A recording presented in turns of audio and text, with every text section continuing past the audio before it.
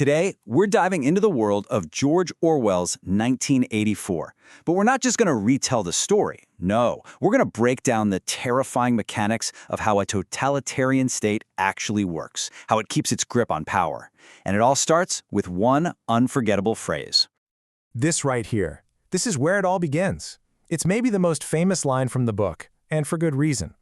Because in the superstate of Oceania, this isn't a warning, it's not a threat. It's just a simple, crushing fact of life every second of every day. So what does that actually feel like to be watched all the time? Well, it starts with the world itself. We see it all through the eyes of our main character, Winston Smith. And for him, total surveillance is just the air he breathes. Orwell just paints this incredibly bleak sensory picture. From the second Winston steps into his apartment building, it's just miserable. The whole place smells like boiled cabbage. The elevator is busted.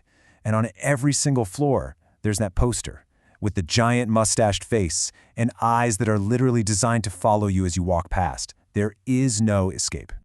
And the main tool for all this watching is the telescreen. Now think of it kind of like a smart TV that watches you back. It's always on, blasting state propaganda, but at the same time, its camera is watching you, and its microphone is listening. You can turn the volume down, but you can never, ever shut it off completely.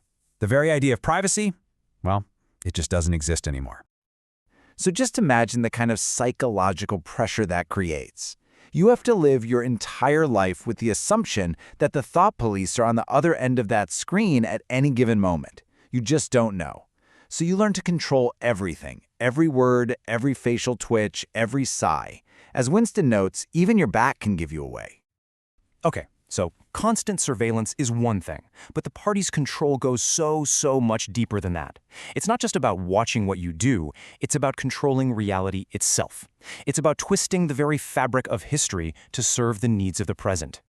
And this is where it gets really wild, because this is literally Winston's job. He works for the party, and his whole day is spent fixing old documents. So let's say Big Brother gives a speech promising something that doesn't come true. Well, it's Winston's job to go back, find the original record of the speech, and rewrite it so that Big Brother was right all along. And get this, he works at a place called the Ministry of Truth. In Oceania, everything is backwards. The Ministry of Truth, or Mini-True, creates lies. The Ministry of Peace wages perpetual war. The Ministry of Love is in charge of torture. The whole system is designed to break your mind, to make you unable to trust your own senses. What this means is that the past is not a fixed thing.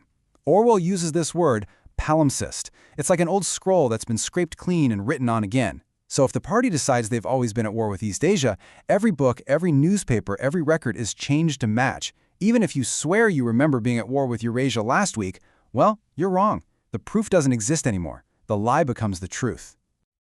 So if the party controls all of reality, what's left for them to conquer? Your mind. And this leads to their most insidious invention. They don't just punish you for what you do or say, they punish you for what you think.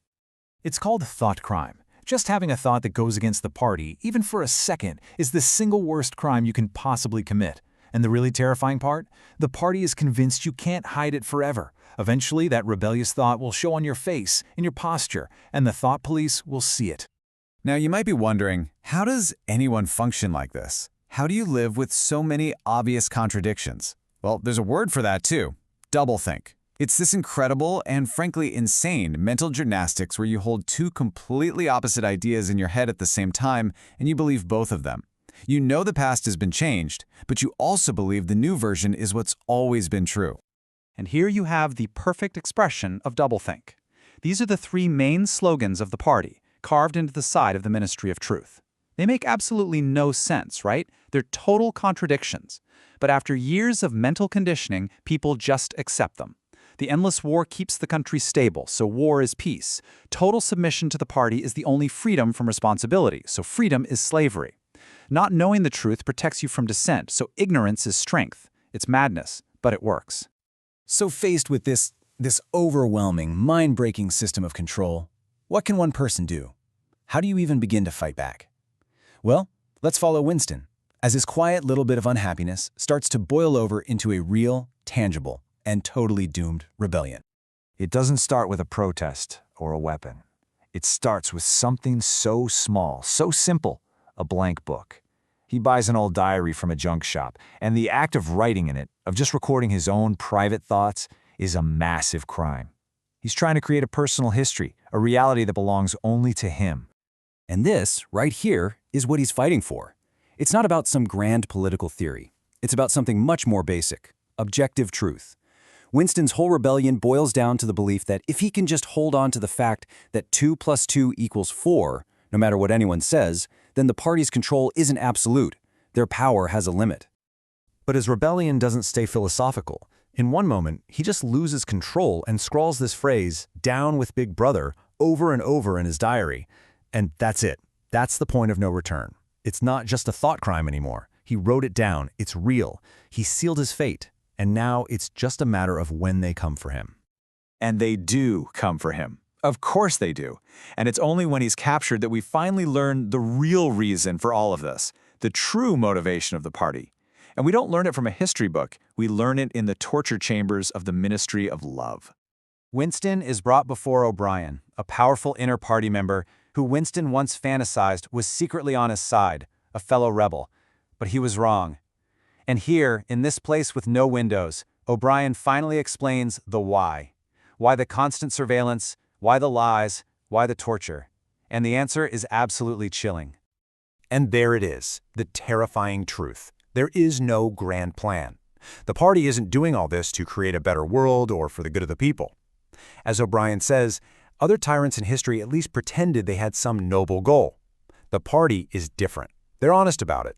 They want power, just to have power. Pure, raw, absolute domination. That's the only goal. So what does that power look like in practice? O'Brien tells him it's not about controlling things, it's about controlling people.